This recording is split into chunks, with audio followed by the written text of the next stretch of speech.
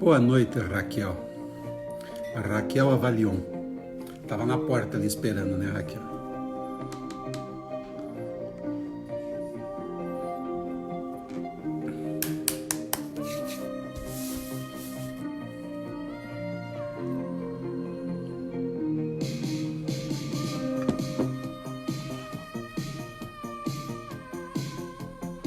Ó, a Elisama não perde uma, hein, Elisama?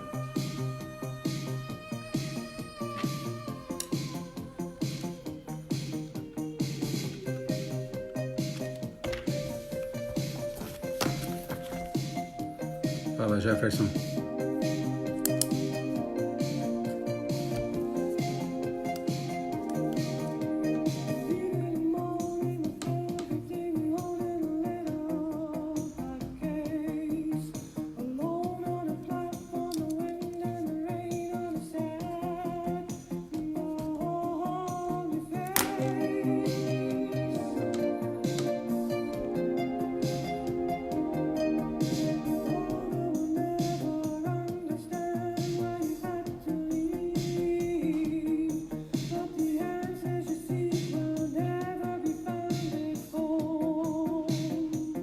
Ó, o nosso convidado já tá aí, esperando. Dá um minutinho aí, acho que já vamos te chamar.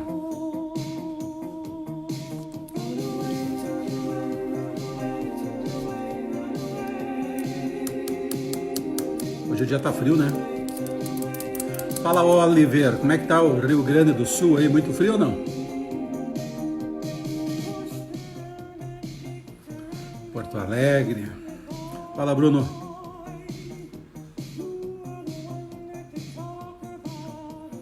A gente tem umas pessoas aí de fora, hein? Tem gente da Bahia, Porto Alegre, Balneário, Camboriú. Oi, Vanilda. Oi, dona Isabel. Tem gente do Macapá. Ah, o Paulo Bernardo aí. Daí, Paulo, um abraço. Oi, Bruno, tudo bem? Muita gente entrando aí para entender como é que funciona o leilão. Se eu posso levar meu cliente no leilão. Como é que funciona isso, né? O Elcio está aí para esclarecer tudo isso para a gente. Vai ser um papo bem legal. E eu peço que vocês também fiquem bem atentos, façam bastante perguntas. Ah, vai ser, Paulo. A presença de vocês aí já é um negócio muito legal, muito bacana.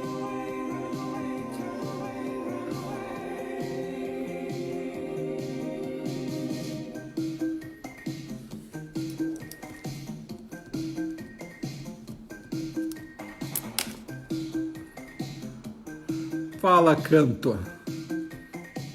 Olha, Canto, o Elcio veio fazer a live, hein? Boa indicação tua aí. Obrigado, meu amigo.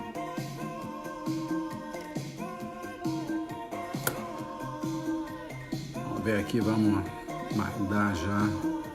Vamos achar o Elcio aqui. Tá aqui, ele já fez a solicitação. Mais um minutinho aí, Elcio. Já vamos dar início à nossa fala. Ei, Oliver, 13 graus em Porto Alegre, tá bom, hein? Hoje de manhã aqui tava 4 graus em Curitiba, tia. Tava muito frio. Fala, seu Rui. Tudo bem, seu Rui? Obrigado pela presença aí, pela audiência aqui no nosso canal. Vai ser bem bacana a nossa conversa. Ah, chegou, Oliver. Tira uma foto e manda para nós, posta aí nas tuas redes sociais. Muito importante. Espero que tenha dado certo. Fala, Mauri, tudo bem?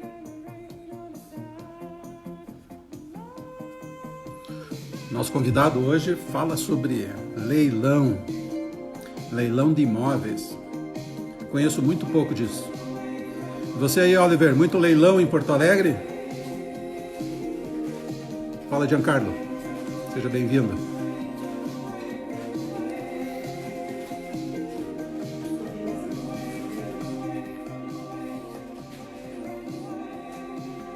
Vamos lá então, gente. A gente vai começar mandando um recado aí, né? Tem o Oliver. O Oliver é lá de Porto Alegre. E o Oliver trabalha numa imobiliária. Quando precisar alguma coisa em Porto Alegre, entra em contato com ele.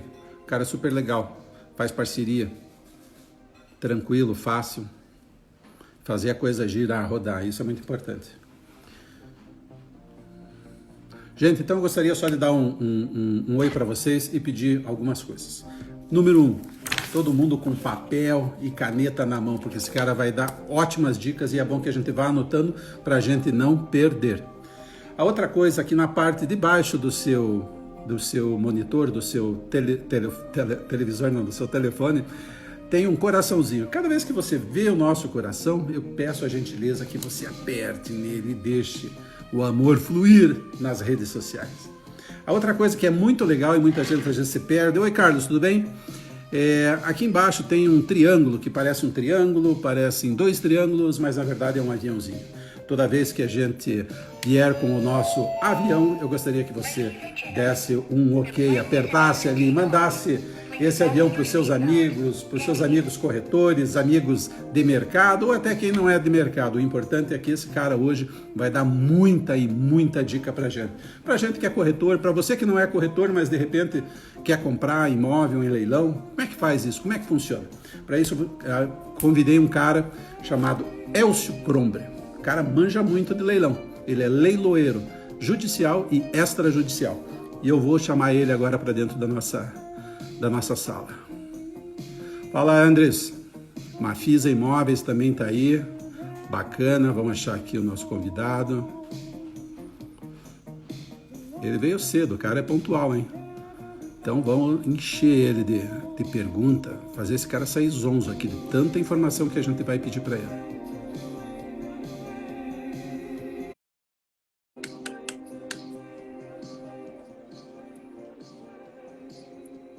Estamos aguardando o Elcio, daqui a pouco ele chega. Ó, tá aí. Olá. Fala, Elcio, como é que vai? Tudo bem? Tudo bem, e vocês? Como é que tá? Tudo jóia. Melhor agora aí com a tua presença, né? Estou falando já pro pessoal aqui, antes de você entrar na nossa live, que a gente vai encher você de perguntas, fazer você sair zonzo daqui, de tanta informação que você vai passar sobre leilão de imóvel, né? Que é um negócio que eu particularmente não domino, mas gosto de aprender, então quero aprender também um pouco com você nessa live aqui, assim como todos nós que estão aí, né? Gente, esse aqui é o nosso convidado, o Elcio. E, Elcio, para ir começando já, porque a gente tem aí um pouco mais de 50 minutos para conversar, o tempo passa muito rápido, o povo aqui entra, faz muita pergunta, então eu já quero começar com você, você se apresentando para todo esse povo que está aqui para te conhecer um pouco. Quem é o Elcio? Olá, então eu sou o Elcio Kromber, leiloeiro público oficial aqui no estado do Paraná. Temos alguns livros publicados a respeito do tema, leilões judiciais e extrajudiciais, e a gente se coloca aí à disposição para conversar com todo mundo, porque muita gente acha que o leilão judicial, o extrajudicial, são coisas assim feitas a quatro paredes, que as pessoas não têm acesso, que acaba sendo um mistério, ou então uma pessoa ou outra tem lá uma má experiência e depois diz que não recomenda, mas né, nós temos ali muitas oportunidades. Sou leiloeiro há mais de 20 anos, né? Então eu teria aí talvez uns 5, 10 minutos para falar das boas experiências e aí pelo menos uns 3 a 4 dias para falar o que já deu errado. Então a gente conhece muito bem os problemas. Né? Cara, mas é essas coisas que dão errado é que fazem depois as coisas darem certo também, né? A gente vai aprendendo muito com isso. Elcio, para começar a coisa toda, a primeira pergunta que eu faço para você, e acho que é a que a maioria dos corretores fazem, Elcio, eu tenho um cliente, ele quer comprar em leilão. Como é que eu faço isso? O leilão é um ato público. Todo mundo pode participar de um leilão.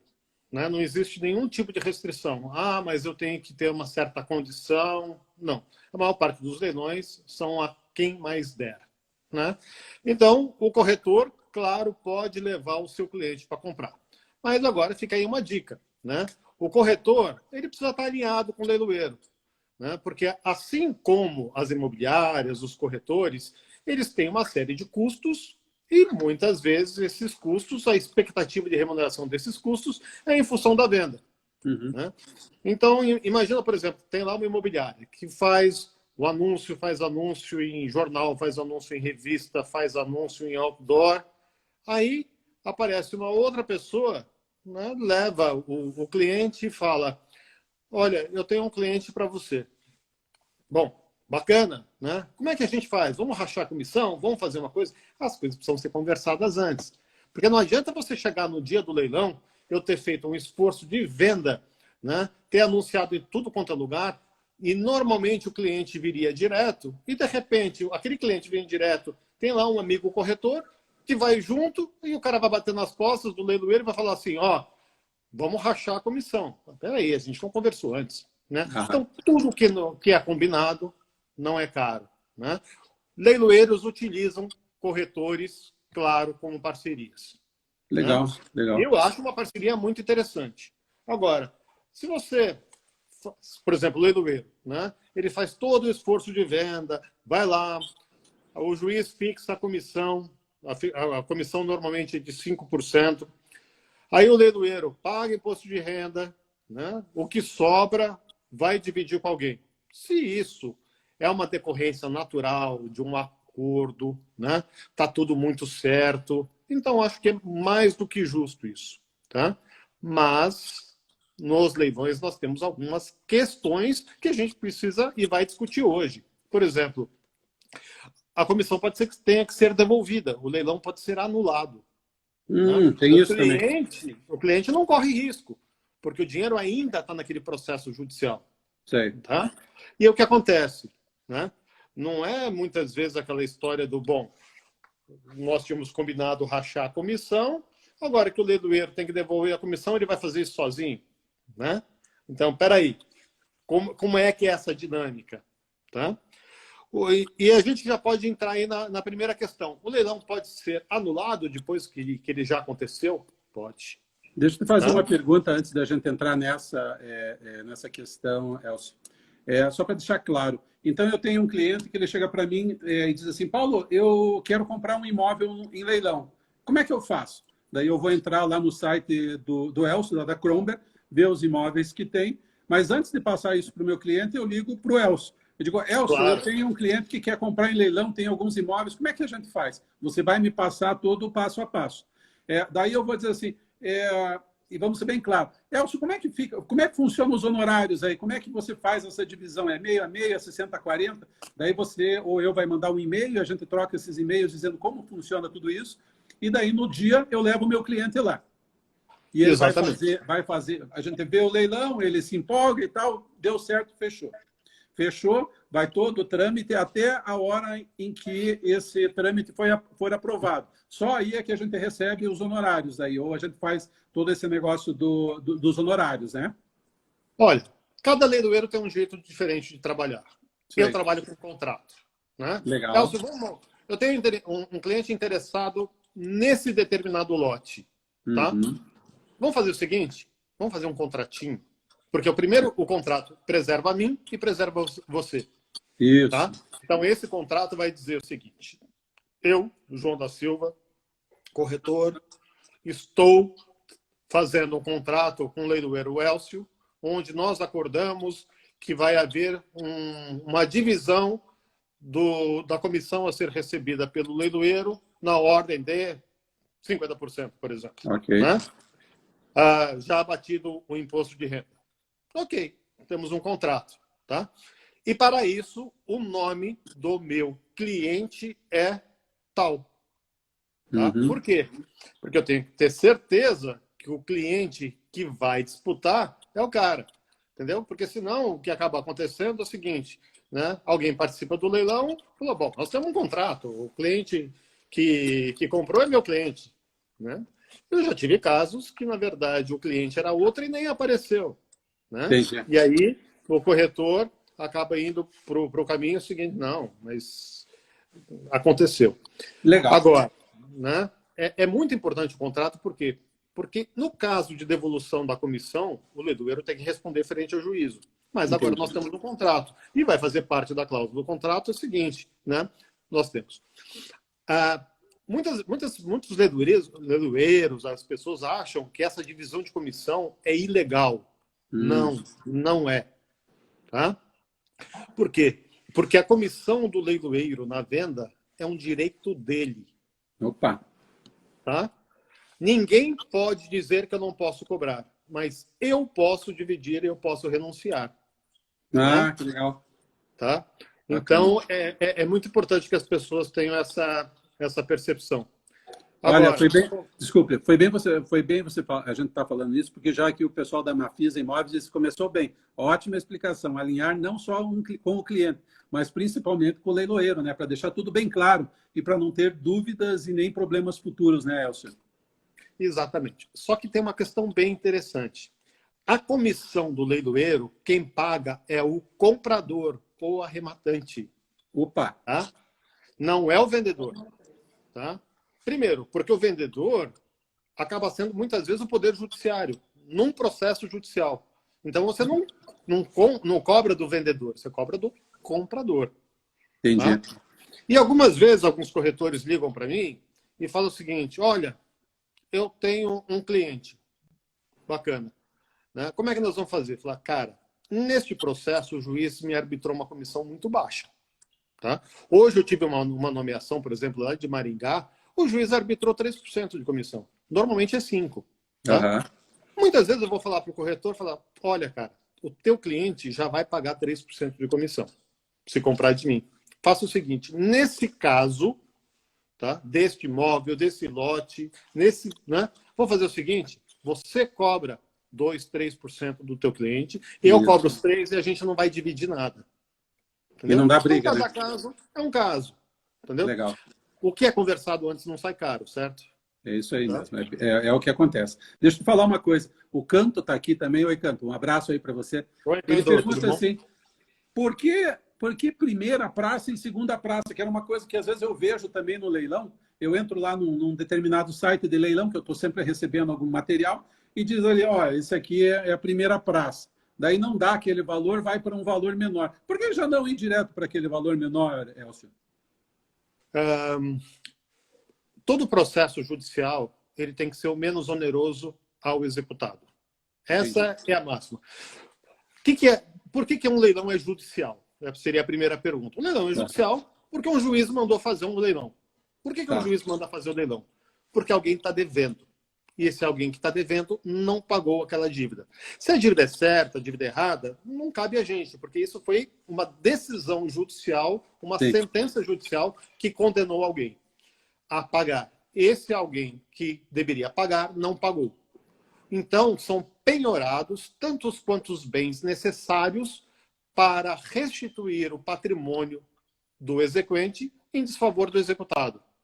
Mas o Poder Judiciário não quer esfolar o executado. Então, a primeira venda, que se chama primeiro leilão, tem que ser pelo valor da avaliação.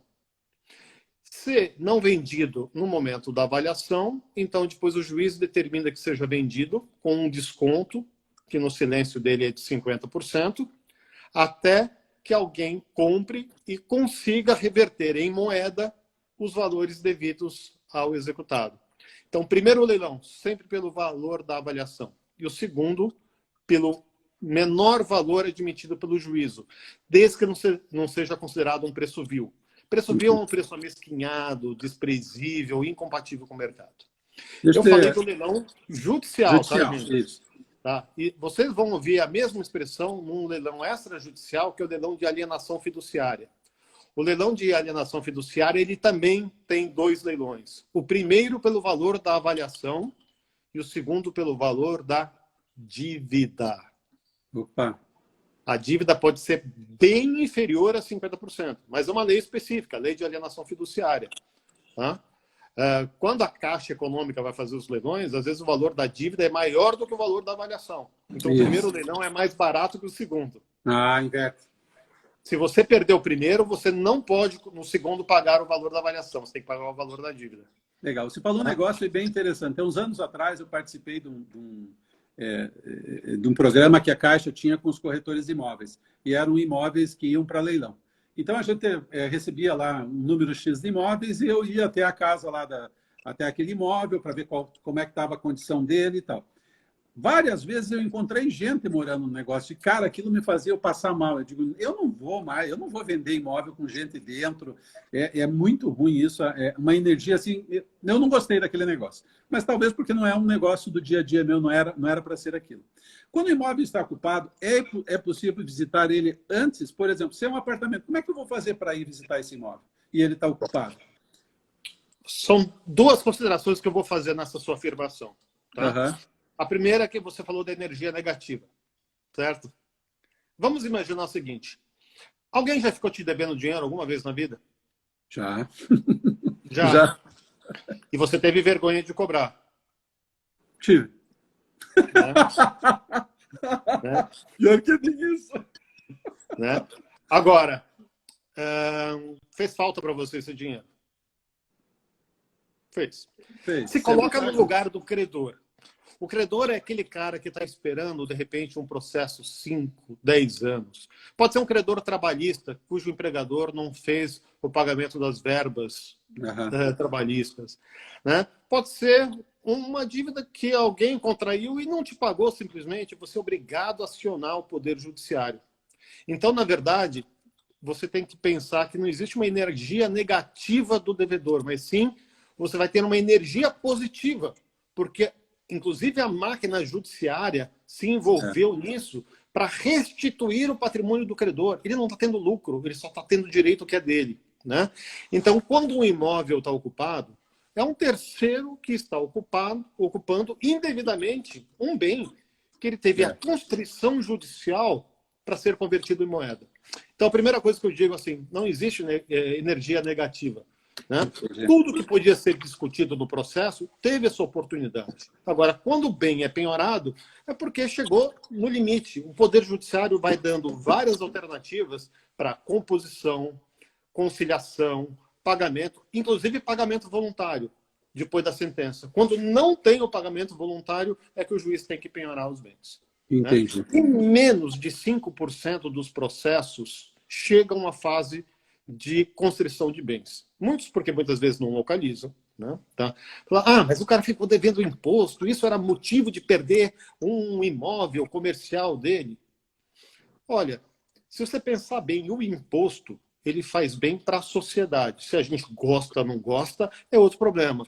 Né? Mas, se ninguém pagar imposto, nós não vamos ter energia elétrica, nós não vamos ter asfalto, nós não vamos ter hospitais, a gente não vai ter política pública para combate à pandemia. Então, assim, quando eu pago impostos e meu vizinho não paga, eu estou sendo lesado. A sociedade está sendo lesada. Né? Você gosta de pagar IPTU? Não. E se ninguém pagar IPTU, o que vai acontecer? Não vai ter coleta de lixo, né? Não vai ter coleta de luz. Então, a gente tem que ter certos cuidados com alguns discursos. Quando o imóvel está ocupado, né? Você não consegue entrar no imóvel porque tem alguém lá. Sim. Por isso que ninguém vai comprar pelo valor da avaliação. As pessoas vão pagar, provavelmente, um valor com desconto, porque ele vai imaginar que o imóvel não vai estar em perfeita condição. Né? Agora, você pode ir no prédio visitar um outro apartamento, talvez que seja venda, mas não seja aquele apartamento. Você vai ter noções de como está. Tamanho, distribuição, né? E este é o principal motivo pelo qual o primeiro leilão é pela avaliação e o segundo por um outro preço. Tá? E certamente a pergunta que viria na sequência, assim, como é que eu faço para tirar o cara que está lá dentro depois que eu comprei e paguei? É o seguinte, desde o novo Código de Processo Civil, nos leilões judiciais, comprou, pagou. O juiz manda, então, se emitir na posse. Ele fala que você pode entrar no imóvel e notifica o ocupante para sair. Se ele não faz no prazo de 15 dias, o juiz, então, vai mandar a desocupação com força policial. E acontece isso mesmo? O tempo todo. Né? Antigamente, o juiz falava, bom, a minha obrigação era fazer o leilão. A partir daí, agora, você, comprador, né, procura o Poder Judiciário numa outra ação, uma ação autônoma, por uma ação reivindicatória. Aí você entrava com uma nova ação para falar, olha, isso é meu. Agora não. Agora, comprou, o próprio juiz da execução já te emite na posse. Gente, eu falei do leilão judicial. O leilão extrajudicial, que é aquele da alienação fiduciária, você vai comprar o imóvel ocupado. Nesse caso, o leilão extrajudicial de alienação fiduciária, ele não aconteceu por ordem do Poder Judiciário, mas por força de um contrato, que é o contrato de alienação fiduciária, por exemplo, entre alguém e um banco. Tá. Você vai comprar o imóvel ocupado e, se não houver uma desocupação voluntária, sim, você vai ter que entrar com uma ação judicial, né, essa possessória, essa reivindicatória, para que a pessoa saia. E isso é rápido, Cássio? Hoje em dia, 3 meses. Tá, então você já tem que estar preparado para isso, né? Sim. Agora me diga uma coisa. Quando esse cara sai do apartamento, geralmente qual é o percentual? De que forma você encontra esses imóveis quando essa pessoa sai? Porque ela deve sair muito braba, né? Eu já ouvi casos que os caras levam até vaso sanitário, tiram portas. Acontece? Deve acontecer, mas deve ser pouco também isso, né? Travou aqui. Ele deu uma travada. Opa, voltou. Ponha na conta. Um imóvel avaliado por 1 milhão, provavelmente ele tem um valor de mercado maior. Né? Uhum. Avaliado por 1 milhão, ele deve valer 1.200.000. Você vai ter a possibilidade de pagar 500 mil. 500 mil reais vale a pena para alguma coisa que vale 1.200.000? Se o cara me arrancar o vaso sanitário, tudo bem? Se ele não arrancar, sair ganhando, né? Será que eu vou querer o vaso sanitário que ele ia deixar mesmo? Então, ponha na conta. Ponha na conta. Né? Deixa eu fazer uma outra pergunta. Eu vi que alguém escreveu uma pergunta aqui bem interessante. Por que os imóveis são retirados assim na última hora do leilão? Isso, foi o Andrews, ele é da região sul, ele tem uma imobiliária nessa região, ele manja da coisa. Vamos lá, então. É um processo judicial. Até a data do leilão, se o devedor pagar a dívida ou fizer uma proposta aceita pelo exequente, né, aquele que promove a ação, não há mais motivo de continuar o leilão. E normalmente eles fazem isso no último dia, na última hora. No último minuto, ali, nos 45. Claro, né? Porque ele percebe que o bem vai embora. Né? Isso Entendi. é muito comum nas ações trabalhistas. Na execução fiscal, por exemplo, dá uma dívida de impostos. Né? O que ele faz? O contribuinte tem o direito de parcelar. Ele vai lá e parcela. Paga a primeira, suspendeu o leilão. Agora, ele paga a primeira, suspende o leilão. Parou de pagar o resto. Aí vai de novo, o juiz manda tudo de novo, aí ele vai lá, paga a primeira e não paga mais. Na terceira ou na segunda vez, quando ele fizer isso, o juiz fala assim, pode parcelar, mas agora 20%, 30% de sinal. Senão o juiz não deixa mais parcelar e vai embora. Não tem bobinho na história. O juiz está sempre atento nisso também, então é um facilitador, né? As pessoas, claro, que se valem da morosidade do Poder Judiciário. Né? Uma vara de execução fiscal municipal em Curitiba, por exemplo, tem 80 mil processos. O contribuinte devedor sabe que se ele suspende o leilão, até voltar para novo leilão, demora 1 ano. Mas a justiça tarda, mas não falha. Né? Ou ele vai pagar, ou ele vai perder, uma hora ou outra. Bacana. Elcio, deixa só...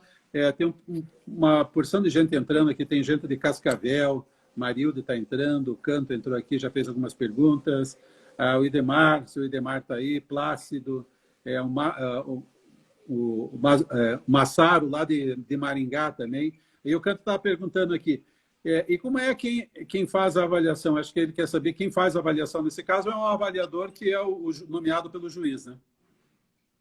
O avaliador deve ser um avaliador judicial. Nós estamos falando de leilão judicial. Tá? Quem pode ser um avaliador judicial?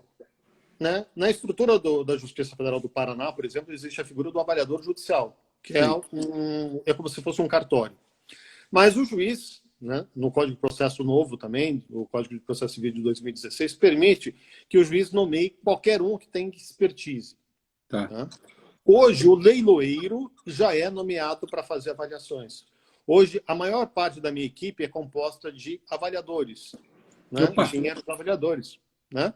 Então, a gente usa muito, né, sistemas, método comparativo, né, normas da BNT para fazer avaliação. E a gente avalia de tudo, não é só imóveis. Né? Não é só, às vezes tem créditos, às vezes tem bens móveis, veículos. Né?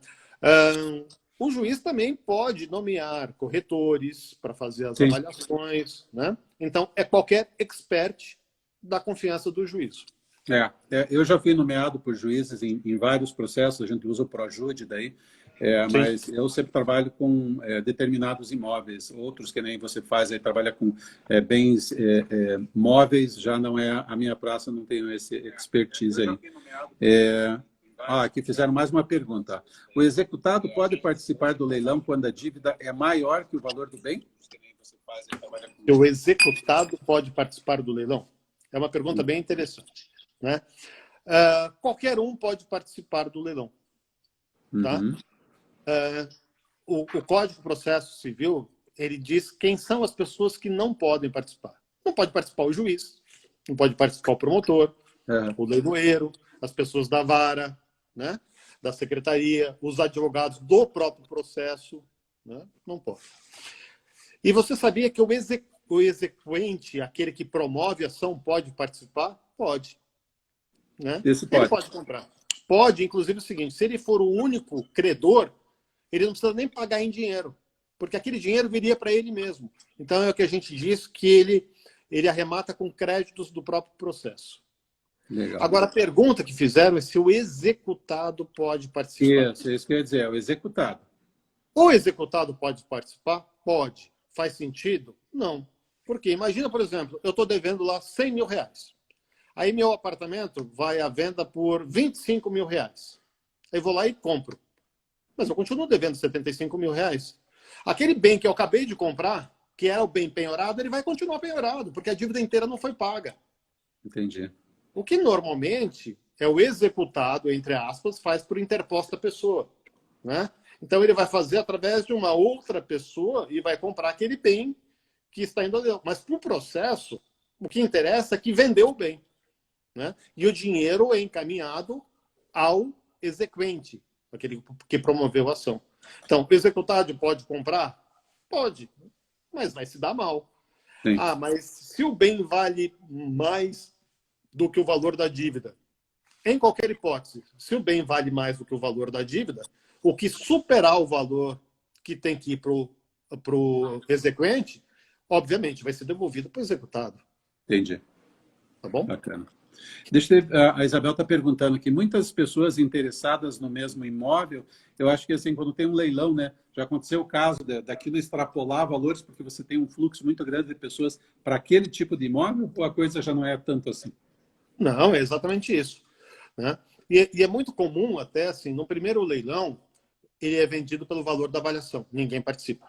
Porque todo mundo quer pagar um valor com desconto no segundo leilão. Aí fica todo mundo no segundo leilão e o imóvel, ou ele foi tão mal avaliado, né, que as pessoas disputam e o valor no segundo leilão ultrapassa aquele do valor da avaliação que no primeiro que ninguém comprou. Pode acontecer. E a ideia do leilão é vender a quem mais der. Ou seja, né, se a gente faz uma avaliação e essa avaliação fica abaixo do mercado, ele se torna atrativo e muita gente participa. Se a avaliação é alta, ninguém vai participar. Né? Não tem sentido eu comprar um imóvel de R$1 milhão que tem um particular vendendo por R$900 mil. Para que eu vou participar de um leilão sujeito a todos os problemas que eventualmente pode ter? Se eu posso comprar de um particular que me apresenta a certidão negativa, a gente vai no cartório, né, ele passa a escritura e fica tudo bonitinho, eu recolho o TBI e acabou. Não. O leilão tem que ser atrativo. Né? Se tem alguém vendendo por 900 mil, para eu participar de um leilão, tem que ser menos que isso. De preferência, a metade. Né? Aí justifica, né, eu participar de um leilão e me submeter ao Poder Judiciário. Deixa eu fazer uma pergunta. Qual é o melhor tipo de leilão judicial para participar? Bom, primeira coisa, o melhor tipo de leilão para participar é aquele que você tem um bem que você realmente quer. Né? Mas tipo de leilão para participar, não tenha dúvida nenhuma, são os leilões de falência. Falência. Falência. Por quê? Porque nos outros tipos de leilões, você tem que estar muito atento ao que está no edital de leilão. Tá? Por exemplo, dívida de condomínio. Dívida de condomínio é um problema. Tá? Por quê? Porque se uma ação de execução é uma ação de execução de dívida de taxas condominiais, primeiro quem vai receber sempre é o município do IPTU devido. Depois, se aquela ação era uma ação para cobrança de taxas condominiais, quem vai receber é o condomínio.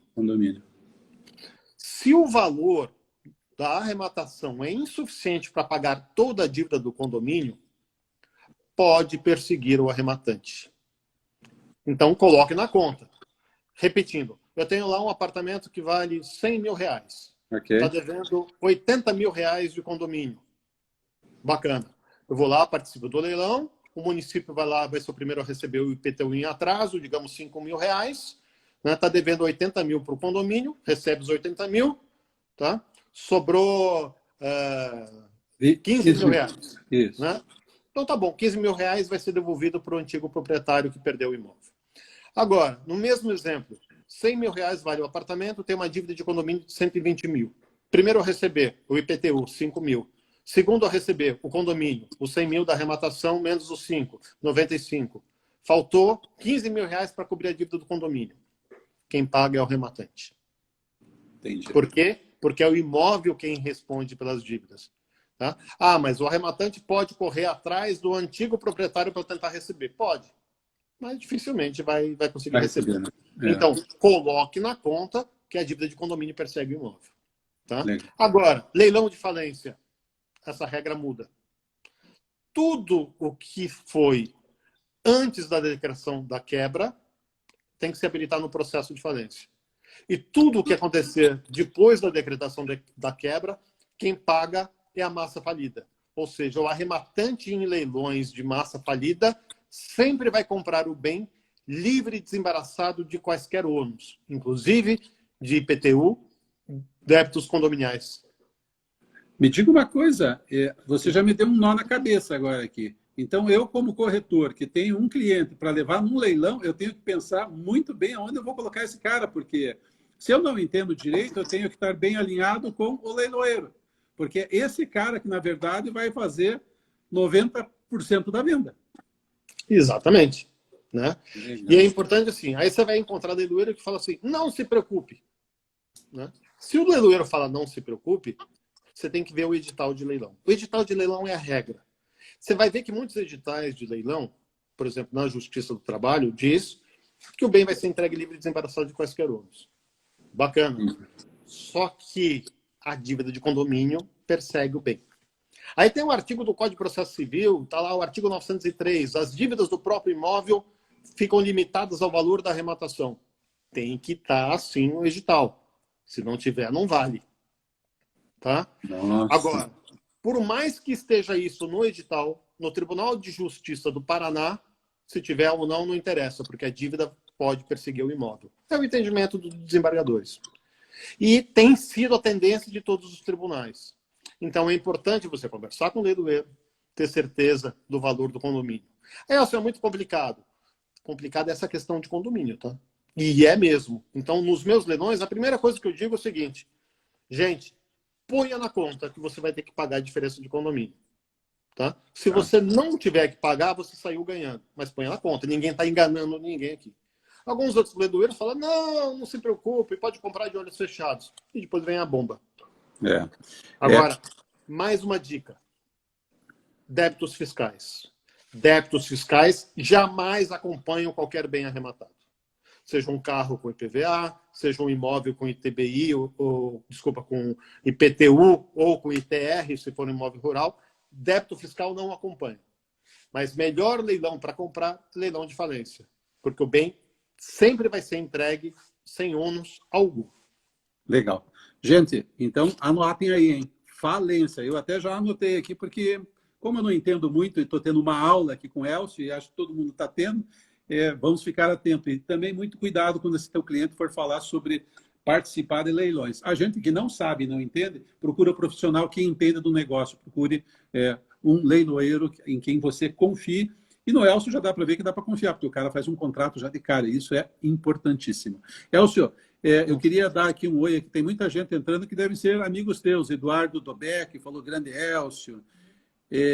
O Jaime Bernardo, Jaime, obrigado aí pela presença no nosso bate-papo. Jonas Bortoleto, tem um rapaz aqui que já comprou imóvel com você aqui. Ele diz, olha, eu confio, parece que ele está querendo comprar mais, Elcio. Deixa eu ver aqui como é o nome dele.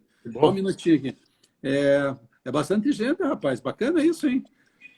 Aqui, o pessoal da Mafisa, essa eu vou fazer agora, mas você vai responder depois. O que precisa para ser um leiloeiro? Aí, ó, o cara tá atento, ele tá vendo que o negócio é bom. Aqui, ó.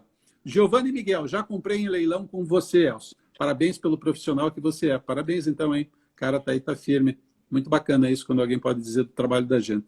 Valoriza mais ainda o profissional, né, Elcio? Não tem dúvida. Na verdade é o seguinte, o grande segredo é não engane ninguém. Né?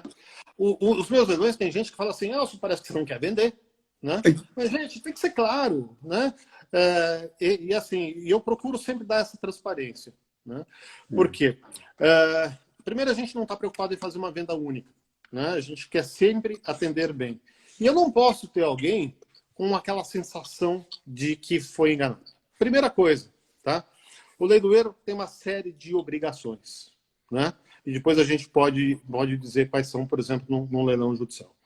No leilão extrajudicial, por exemplo, que são esses leilões de alienação fiduciária, que acabam sendo muito conhecidos, eu te diria o seguinte, é um leilão muito bom também. Por quê? Porque a instituição financeira, normalmente é contrato com instituição financeira, alienação fiduciária, né? Uma construtora e tal, né? Todas as dívidas já têm que estar computadas no preço da dívida. Ou seja, IPTU, corretagem, tudo isso, né? O ITBI da transferência. Então, quando você compra no leilão de alienação fiduciária, isso já deve estar como componente da dívida, então você não tem que pagar nada mais, não deve ter surpresa, né? Por exemplo, as dívidas de condomínio. Mas, né, é muito importante ler o edital, porque o edital pode ter uma ressalva, né? Olha, fica por conta do arrematante a dívida de condomínio que no momento está em R$ 12.000. Pronto. Se tiver no edital, aí você, comprador, tem que ficar atento a regra. Entendeu? Ó, tem aqui a Isabel está falando também. A dívida do IPTU e do condomínio perseguem o imóvel. Essa é uma pergunta, provavelmente, de alguém que tem um pouco mais conhecimento jurídico, né? Que são chamadas dívidas Procter-Hand, tá? A dívida Procter-Hand são aquelas dívidas que perseguem o imóvel. Tá? No caso de um leilão judicial, o artigo 130 do Código Tributário Nacional diz o seguinte, que as dívidas fiscais subrogam-se no preço. Ou seja, a dívida fiscal não vai perseguir o imóvel. Por quê? Entendi. Porque ele é o primeiro a receber no valor da arrematação. Entendeu? Então, você comprou um bem em leilão. Não importa qual seja o tipo de leilão. O primeiro a receber é o município. Então, ele não vai perseguir o imóvel porque ele é o primeiro a receber. Tá? Com exceção do leilão trabalhista. O primeiro a receber no leilão trabalhista é o reclamante. Depois, o IPTU. Tá? Legal. A Vanilda aqui também está dizendo, ler o edital e ver o caso a caso, daí já falaram, é isso mesmo, Vanilda, ler o edital e ver caso a caso, para não correr em algum risco aí de colocar cliente em fria, né? O edital é a regra do jogo. Aqui é melhor leilão para comprar, é leilão de falência, venda imóveis de leilão, muito boa live. Cara, ó, tá todo mundo gostando, hein? Ney Boeira tá aqui também. Marildes, ótima aula. É uma aula isso aqui, Marildes. Vamos ficar bem atento aí. Me diga uma coisa, Elcio. Eu estou em Curitiba. A Marilde aí é lá de Cascavel. E eu estou vendo que tem um leilão de imóvel em Cascavel, de um terreno. É online. Como é que isso funciona? Isso dá certo mesmo? Posso, depois de ver tudo que tenho que ver, posso ir nisso? Posso comprar? Posso me arriscar? Pode. Se você entrar no meu site hoje, que é o hkleilões.com.br, você vai ver que eu faço leilões em todo o estado. Né? Então, nesse momento, eu tenho bens de Cascavel. Né? Por quê? Porque antigamente os leilões eram feitos no Átrio do Foro, então a gente ia até a cidade. E eu até participei do convocado pelo Conselho Nacional de Justiça para apresentar algumas ideias para os leilões eletrônicos, né? E isso, de fato, virou uma resolução do CNJ, resolução 236. Que bacana. E assim, não tem mais lógica. Hoje o mundo é digital. Não tem sentido a gente viajar e ir numa cidade para fazer um leilão para as pessoas chegarem ali na hora e darem seus lances. Primeiro, porque via plataforma fica muito mais transparente. Você vê quem está dando lance, você disputa, você faz isso. E antigamente, o que acontecia? Eu ia lá, por exemplo, para Foz do Iguaçu fazer um leilão. Aí vou fazer um leilão de uma execução fiscal. Aí vai aparecer alguém, o executado, chega lá na hora, fala, escuta, você vai comprar um imóvel onde eu estou morando só porque eu não paguei IPTU, né? Mas eu não tive dinheiro para pagar o IPTU. Aí as pessoas se sensibilizavam. Eu não vou tirar a casa da pessoa, né? E muitas vezes essas histórias dos executados, né, nem sempre são verdadeiras, né? Eu estava no leilão e assim, nossa, mas eu estou perdendo a minha casa porque eu não paguei pensão alimentícia, mas essa mulher me largou. Olha, teve uma sentença. Você tinha que pagar alimentos e não pagou. Agora, vamos olhar pelo lado do alimentando, né? Há quantos anos o alimentando estava perseguindo aquele direito? Né? Uma criança que talvez tenha ficado 10 anos sem receber, hoje já é um adulto, né? e não teve a prestação que foi sentenciada de alimentos. Então, assim, com isso, o que a gente fala é o seguinte, o leilão ele tem que ser impessoal, né? Então, assim, ninguém gosta de perder o que tem. As pessoas tentam ao máximo evitar, mas pague suas contas, né? E se houve uma decisão judicial e você teve toda a possibilidade de recorrer e perdeu, é porque provavelmente você é devedor. Agora, nos leilões eletrônicos, né, não tem mais disso. Né? No leilão eletrônico, né, fica mais impessoal.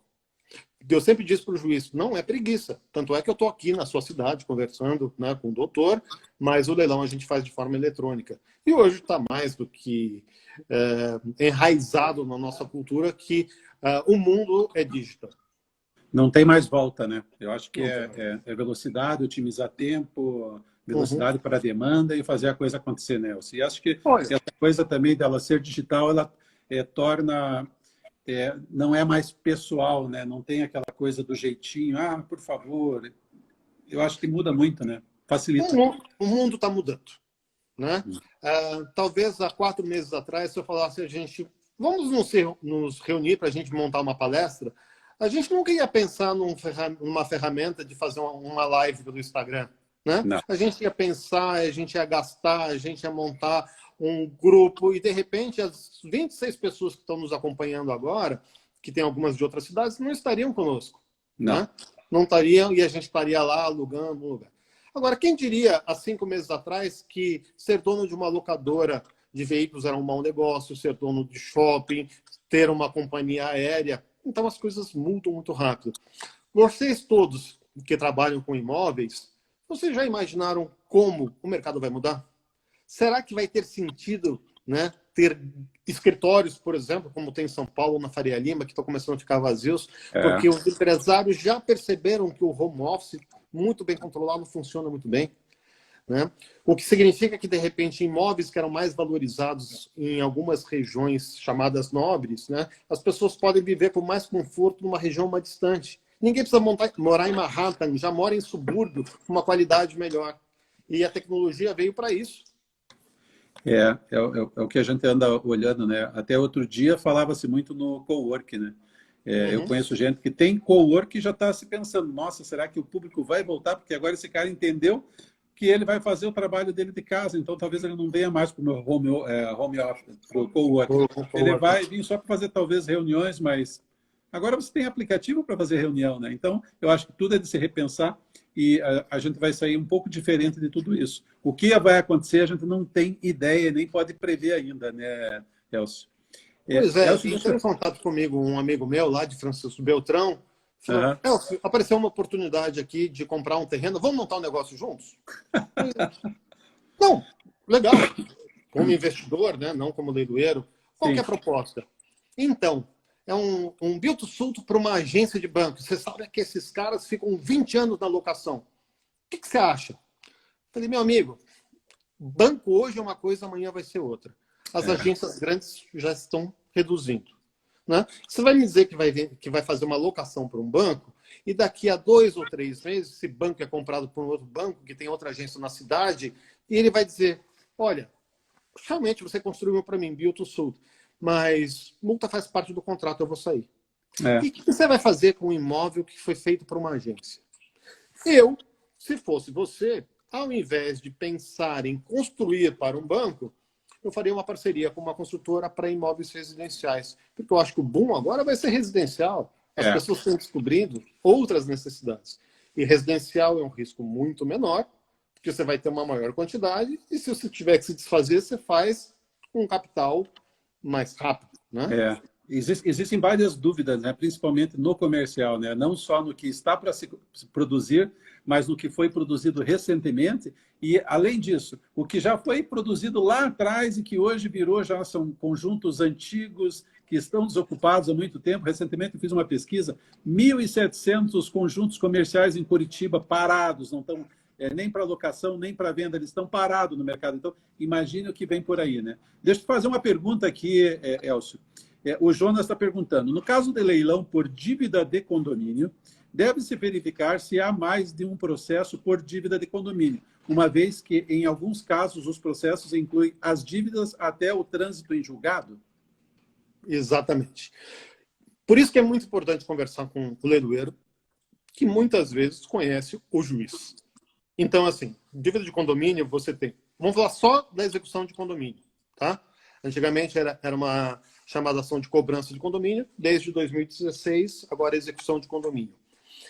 Tem juiz que diz o seguinte: sentenciei hoje, então as dívidas podem ser cobradas até hoje. Tá. Né? Se você quiser cobrar mais dívidas, entra com uma outra ação, que pode cair com outro juiz. Outros juízes entendem o seguinte, que é uma dívida contínua. Então, eu sentencio hoje, eu, juiz, sentencio hoje, para que seja pago o valor devido hoje e até o fim do processo. Outros juízes entendem o seguinte, que vai até o momento em que houver a arrematação. Depois disso, né, houve a entrega pelo Poder Judiciário da pretensão. Então, tudo depende da sentença que o juiz fez. Então, não basta olhar, tem que olhar o processo. E o leiloeiro faz exatamente isso. Teve uma pergunta aí que você falou, que depois eu responderia. Como é que a gente faz para ser leiloeiro? Ah, não. Antes disso. Mas é que eu já ia engatar numa resposta. Tá, peraí. Aqui o Canto está perguntando. O corretor faz angariação, como o leiloeiro também coloca os bens, né? Então, eu angario os imóveis e ponho lá dentro da imobiliária ou dentro do escritório que vai vender eles. Como é que funciona com o leiloeiro? Como é que você consegue esses bens para serem leiloados? É através de relacionamento? É através de indicação? Como é que funciona isso? Bom, então, já engatando todas as respostas, como é que a gente faz para ser leiloeiro? Né? O leiloeiro, ele é matriculado na junta comercial. Né? Tem lá uma quantidade de vagas, a gente faz. Bom, a partir dali eu tenho um título, sou leiloeiro. O que eu faço com isso? Nada. Né? Aí você vai a campo tentar fazer leilões. Existem os leilões judiciais e os extrajudiciais. Então você tem que captar clientes para que eles te deem os leilões. Ou eu vou fazer leilão de arte, ou eu vou fazer leilão de bancos e seguradoras de veículos, né? Ou eu vou tentar trabalhar com o pessoal da alienação fiduciária, normalmente bancos e financeiras, ou trabalhar com a seguradora dos veículos sinistrados, ou eu vou para o mundo judicial. No judicial, eu vou conversar com o juiz, vou pedir para ele me nomear. A partir do momento que ele me nomeia, né, eu preciso dizer para ele que eu tenho diferenciais. Quais são os meus diferenciais? Primeiro, eu sou um leiloeiro, hoje já, de 20 anos de experiência. Significa que eu tenho 20 anos de coleção de licitantes arrematantes. Pessoas que já procuram oportunidades nos meus leilões. Alguém que vai começar agora, talvez não tenha essa mesma possibilidade. Sim. Mais do que isso, eu tenho que conhecer o processo. É ideal que se tenha formação jurídica. Por quê? Porque nós vamos trabalhar nos processos da Justiça do Trabalho, Justiça Federal, Justiça Eleitoral, Justiça Militar, né? E Justiça do Trabalho. Cada uma tem suas peculiaridades. Mais do que isso, eu digo para o juiz, juiz, eu removo os bens penhorados. Então, eu tenho que ter local de armazenagem de bens. Não trabalho só com imóveis, porque o juiz não quer só que você venda o que é bom, que são os imóveis. Tudo. Ele quer que você venda tudo. Né? E aí, nós fazemos todo o trabalho de avaliação, muitas vezes sem ônus no processo, para continuar fazendo o leilão. Então, eu tenho uma equipe de avaliadores, e eu assino essas avaliações. Eu faço toda a parte de intimações, aquilo que todo mundo acha que é a vara quem faz, é o leiloeiro. Né? Nós acompanhamos o processo. Né? Nós fazemos todo o anúncio e venda por conta do leiloeiro. Né? E aí, a gente tem que auxiliar a vara em tudo. Então, grande parte do meu dia é visitando o juiz. É conversando com o juiz. Né? E assim, eu viajo para conversar com os juízes, para que eles me nomeiem. Né? Você tem que vender o teu... Tem que vender meu preço. Exatamente. Né? E é assim que a gente conquista leilões. Mas não basta ser um bom vendedor. Você tem que entregar o que promete. Sim.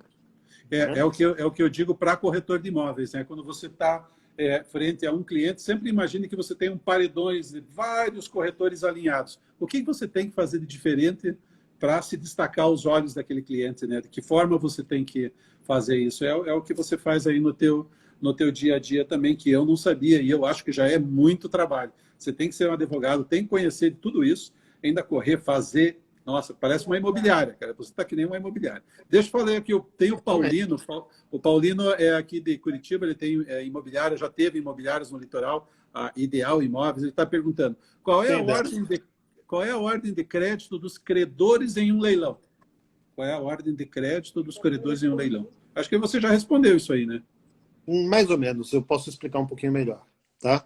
Essa ordem de crédito é uma pergunta muito específica. Tá? Por que ele está perguntando isso? Porque certamente ele já viveu alguma experiência assim. Por quê? Porque o juiz que vende o bem naquele processo que ele é o juiz, não significa que o exequente daquele processo vai receber o dinheiro primeiro. Né? Existe uma ordem para pagamento. O primeiro a receber é sempre o credor trabalhista. Isso, tá? Você já falou disso. Mas muita gente confunde com aquela ordem dos credores lá da falência. Tá? Mas existe que o crédito trabalhista ele é preferencial. Então, por exemplo, numa execução que tem lá Banco Bradesco versus João da Silva, porque ele ficou devendo um cheque especial, né? Tem lá um cheque especial de 10 mil reais. Aí o Bradesco vai lá, executa, penhora o carro dele e eu vendo o carro dele. Deposito 10 mil reais. Aí vem o credor trabalhista, naquele processo que corre lá na vara civil, e fala, esse cara não me pagou R$1.000. O primeiro a receber o trabalhista. Tá? Aí vem o fisco, e o fisco vem e busca o dinheiro naquele processo. Não, mas o cara está me devendo imposto de renda que ele não pagou R$2.000.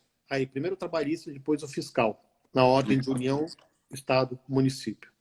Tá? Depois, os créditos preferenciais, para depois aquele processo. Então, a gente diz que num processo pode ter concurso de credores.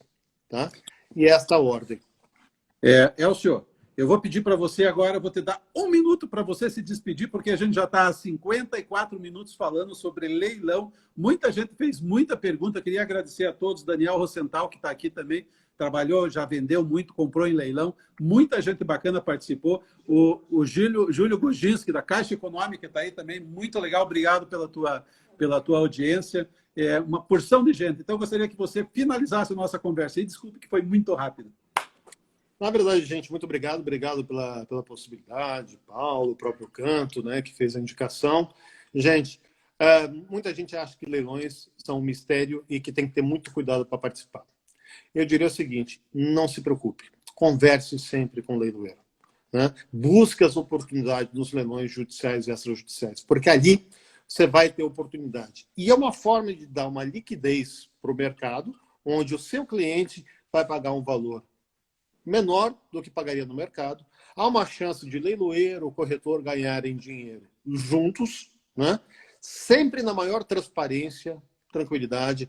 Não há direcionamento da arrematação. Eu não vou nunca falar com você assim, vamos fazer isso aqui só para favorecer o teu cliente. Não, ele tem que ser transparente, porque o juiz está confiando em mim e por isso eu também tenho que ter esse respaldo.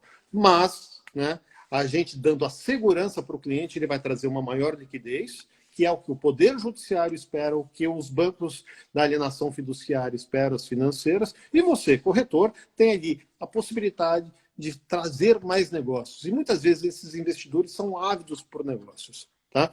Agora, a principal recado que eu dou para vocês. Né? Vai cair rapidinho. Gente, leilão judicial é seguro. Arrematação garantida ou dinheiro de volta. Nenhum cliente seu vai perder dinheiro com isso. Porque enquanto não resolver no processo, o juiz não libera o dinheiro para nada. A arrematação garantida é o seu dinheiro de volta. Elcio, muito obrigado pela tua atenção, pelo teu tempo, foi muito bacana. A todas essas pessoas que participaram também, muito obrigado. O Elcio vai mandar ali o site dele, que acho que já foi colocado até ali, para vocês entrarem, dar uma olhada lá nos leilões, no que tem e o que não tem, e conversem com ele. Vamos fazer parceria, que é o mais importante. Muito obrigado pela atenção de todos vocês. Uma boa noite, muita saúde. Amanhã às 8 horas a gente está de volta. E no sábado eu vou fazer uma live gourmet com o Clair da Toda Esquina. Então, vocês se preparem. Vamos falar sobre apartamento mobiliário e sobre Uma surpresa. Vamos deixar para sexta-feira. Um abraço, gente. Tudo de bom. Elcio.